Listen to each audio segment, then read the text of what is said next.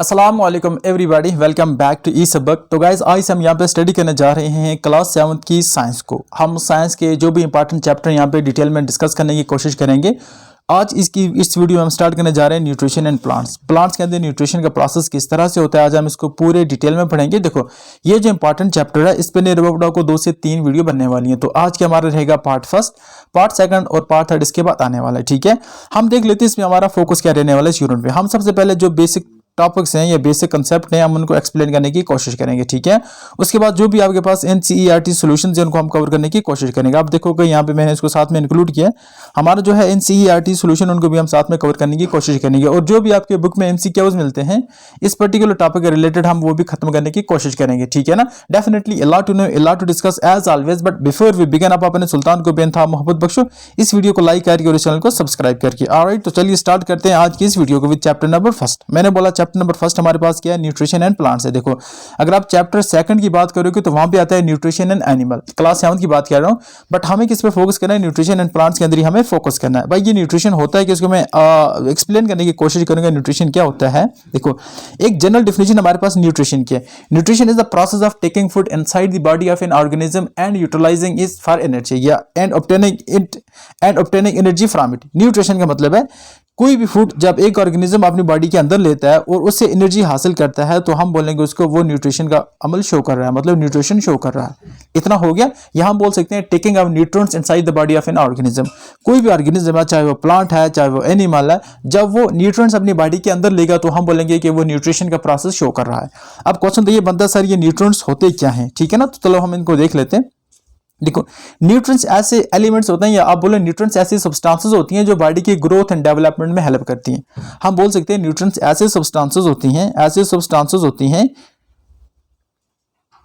जो बॉडी के growth and development में भरपूर हेल्प करती हैं। जो इंसान की नरिशमेंट होती है वो इन्हीं न्यूट्रिएंट्स की वजह से होती है। अब देखो, हम प्लांट की बात करें तो प्लांट के पास 2 सेट ऑफ न्यूट्रिएंट्स होते हैं। कितने सेट ऑफ न्यूट्रिएंट्स होते हैं? 2 सेट ऑफ। मैं यहाँ पे लिखने की कोशिश करूंगा।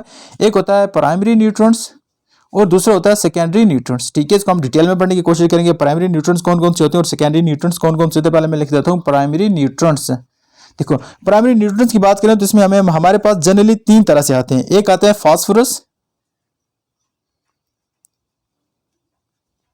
देखो, एक हमारे पास न्यूट्रिएंट जो इंपॉर्टेंट है उसका क्या नाम है, उसका नाम है फास्फोरस। याद रखना, ये हमारे पास प्राइमरी न्यूट्रिएंट में आता है। अब इसका क्या काम होता है भाई, जो फास्फोरस ये न्यूट्रिएंट होता है प्लांट के अंदर, इसका काम होता है सीड जर्मिनेशन। क्या काम होता है इसका?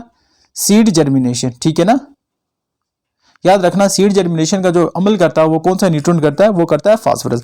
अगर हम दूसरे न्यूट्रिएंट की बात करें तो दूसरा हमारे पास आ जाता है नाइट्रोजन। क्या आ जाता है? साथ साथ में आप भी लिखते जाओ, नाइट्रोजन। ये प्राइमरी है, याद रखना।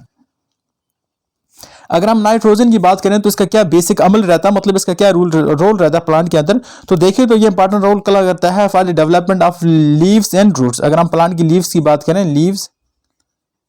लीव्स की बात करें एंड रूट्स की बात करें, sorry roots, stem, STEM, roots के लिए रिस्पॉन्सिबल होता है हमारे पास फास्फोरस जो हमने पढ़ा। बट नाइट्रोजन की बात करें तो ये लीफ एंड स्टेम के लिए रिस्पॉन्सिबल है। मतलब एक प्लांट की हेल्थी ग्रोथ हो in term of leaf and stem, उसके लिए जो न्यूट्रिएंट यूज होता है उसका नाम क्या है, उसका नाम है नाइट्रोजन है। ठीक है ना। अगर हम तीसरी की बात करें तो वो होता है पोटेशियम। क्या होता है? पोटैश। ठीक है, लिख देता हूँ यहाँ पे तीसरा पोटैश, POTASSIUM। ठीक है, पोटेशियम। पोटेशियम की बात करें तो ये किसके लिए इंपॉर्टेंट है, याद रखना, ये है फ्लावर्स। जो प्लांट के अंदर फ्लावर्स होते हैं ना, फ्लावर की ग्रोथ एंड डेवलपमेंट और फ्रूट की ग्रोथ एंड डेवलपमेंट के लिए जो मिनरल्स आपको इंपॉर्टेंट चाहिए वो कौन प्रोवाइड करता है? आपको पोटेशियम प्रोवाइड करता है। ठीक है, अब मैं इसको मुख्तसर से आपको दिखाने की कोशिश करूंगा। यहाँ पे देख सकते हो मैंने तीनों लिख दिए हैं। एक का नाम हमारे पास, सॉरी मैं यहाँ पे दिखाने की कोशिश करूंगा। सबसे पहले हमने क्या पढ़ा? फास्फोरस। फास्फोरस क्या करता है? सीड जर्मिनेशन एंड साथ में रूट, जो रूट की डेवलपमेंट होती है वो भी फास्फोरस का ही काम होता है, रूट डेवलपमेंट।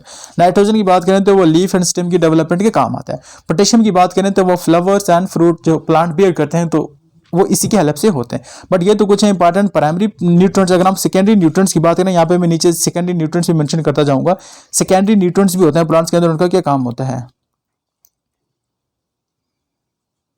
ठीक है, सेकेंडरी न्यूट्रिएंट्स में हम पहले की बात करें, देखो कैल्शियम होता है ना, कैल्शियम कैल्शियम होता है हमारे पास हो जाता है मैग्नीशियम हो जाता है, और हमारे पास क्या हो जाता है, बाकी अगर कॉपर की बात करें तो कॉपर भी आ जाता है, या अमाइनो एसिड आ जाता है इसमें, जो ये सेकेंडरी न्यूट्रिएंट्स होते हैं, इनके बाकी काम होते हैं। मिसाल के तौर पर प्लांट को फोटोसिंथेसिस करना है तो उसके लिए आपको मैग्नीशियम की जरूरत पड़ने वाली है, कभी कभी कॉपर भी इंपॉर्टेंट रोल प्ले करता है। और अगर प्लांट को सेल फॉर्मेशन के लिए अगर हम देखें तो सेल फॉर्मेशन के लिए कौन सा इंपॉर्टेंट है, सेल फॉर्मेशन के लिए उसको बोरान इंपॉर्टेंट है। बोरान एक एलिमेंट है और वो किसके काम आता है, सेल फॉर्मेशन के लिए। अगर हम इसके कैल्शियम की बात करें तो ये होता है एंजाइम रिएक्शन, प्लांट के अंदर जो एंजाइम की रिएक्शन होती है वहां पे अगर हम देखें तो प्राइमरी न्यूट्रिएंट रिस्पांसिबल है, उसका क्या नाम है, उसका नाम है कैल्शियम। ठीक है ना, इतना होगा क्लियर आपको अच्छी तरह से। तो चलिए स्टार्ट करते हैं। बेसिक जो यहाँ पे मैंने प्रोवाइड किया आपको, ये भी देखो, अगर आपको इसके नोट चाहिए तो आप जरूर इसके लिए हमें कमेंट कर सकते हैं। अगर आपको कोई सजेशन देना चाहते हो तो आप जरूर इसके लिए भी बोल सकते हैं।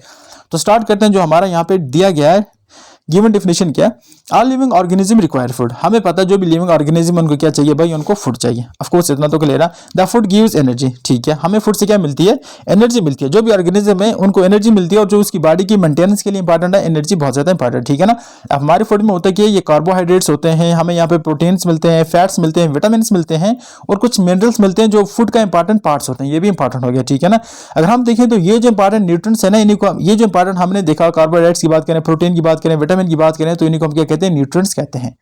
ठीक है ना, ये जो इंपॉर्टेंट सब्सटेंसेस इनको हम क्या बोलते हैं, न्यूट्रिएंट्स बोलते हैं बच्चे। ठीक है, अगर हम न्यूट्रिशन की बात करें, न्यूट्रिशन होता है क्या, मैंने आपको बताया nutrition is the process of taking food inside the body of an organism and obtaining energy from it. तो यहाँ पे क्या लिखा है, nutrition is the process of taking food by an organism and its utilization, मतलब इसका इस्तेमाल by the body. Green plants prepare their own food. Green plant की बात करें तो वो अपने गज़ा खुद बनाते हैं। एंड अगर हम ह्यूमन की बात करें या एनिमल की बात करें तो वो डायरेक्टली या इनडायरेक्टली डिपेंड करते हैं प्रोड्यूसर के ऊपर या प्लांट्स के ऊपर डिपेंड करते हैं। ठीक है, एक और पॉइंट आप हमेशा याद रखना कि all plants are not autotrophs. ये मतलब ऑल प्लांट जो होते हैं वो अपनी गज़ा खुद नहीं बना सकते। कुछ प्लांट्स होते हैं जो इंसेक्टिवर्स होते हैं। ठीक है ना, बट हम बोल सकते हैं यहाँ पे जो भी ग्रीन प्लांट होते हैं वो ऑटोट्रॉप्स होते हैं। ठीक है, उसके बाद हम नेक्स्ट अगर स्टडी करें तो यहाँ पे आता है mode of nutrition. Mode of nutrition में हम क्या स्टडी करने वाले हैं, यहाँ पे पहले आपको यहाँ पे जनरल टॉपिक मिलेगा।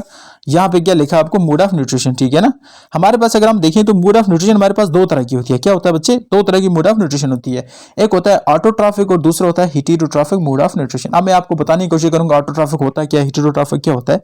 स्टार्ट करते हैं ऑटोट्रॉफिक से। ठीक है ना, अगर हम वर्ड ऑटो को देखें भाई, AUTO, ऑटो को देखें तो इसका मतलब होता है सेल्फ। ये दोनों ग्रीक वर्ड है। क्या मतलब है इसका, सेल्फ। और अगर ट्रॉप्स, TROPHOS, ट्रॉप्स की बात करें तो इसका मतलब है सिंथेसिस। क्या मतलब है इसका, सिंथेसिस या नरिशमेंट। याद रखना, या तो हम बोलेंगे सिंथेसिस या तो बोलेंगे हम नरिशमेंट। तो ये आता है ऑटोट्रॉफिक मोड ऑफ न्यूट्रिशन। एक ऐसी मोड ऑफ न्यूट्रिशन होती है जिसमें एक ऑर्गेनिज्म अपनी गज़ा खुद बनाता है। ठीक है ना, ऑर्गेनिज्म अपनी गज़ा, प्लांट की बात करें तो प्लांट अपनी गज़ा खुद बनाते हैं इन दी प्रेजेंस ऑफ सनलाइट। याद रखना, सनलाइट एक तो सबसे ज्यादा जरूरी है, दूसरा देखें तो क्लोरोफिल, यूजिंग क्लोरोफिल,